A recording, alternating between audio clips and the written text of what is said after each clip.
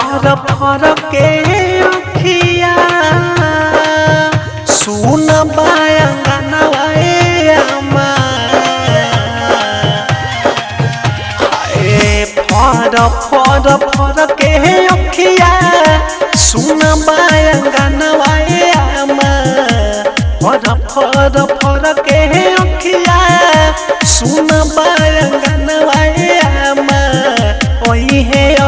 ठाठ करे सऊदी से सजनवा अम्मा ओहे ठाठ करे सऊदी से सजनवा अम्मा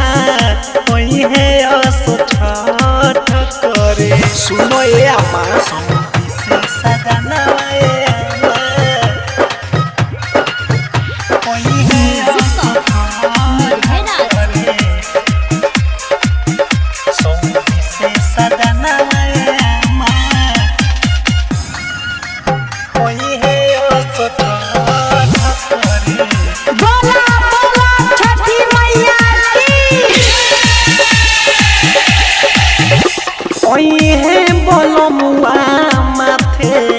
दौरा उठाई है केरावा के पेरावा लेके घाट पर सजाई है ओहे बलमुआ माथे दौरा उठाई है केरावा के पेरावा लेके घाट पर सजाई है लेके आवता रे जोरा हाथों के कंगनवा अम्मा लेके आवता रे जोरा हाथों के कंगनवा अम्मा आवता रे छठ करे सऊदी से सजनवा अम्मा आवता रे छठ करे सऊदी से सजनवा अम्मा ओहे ठाठ करे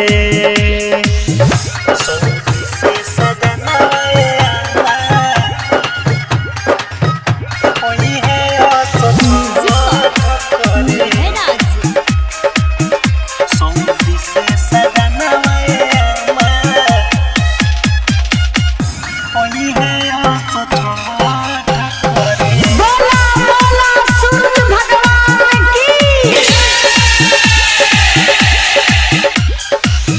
खुश भइल मनवा मोरा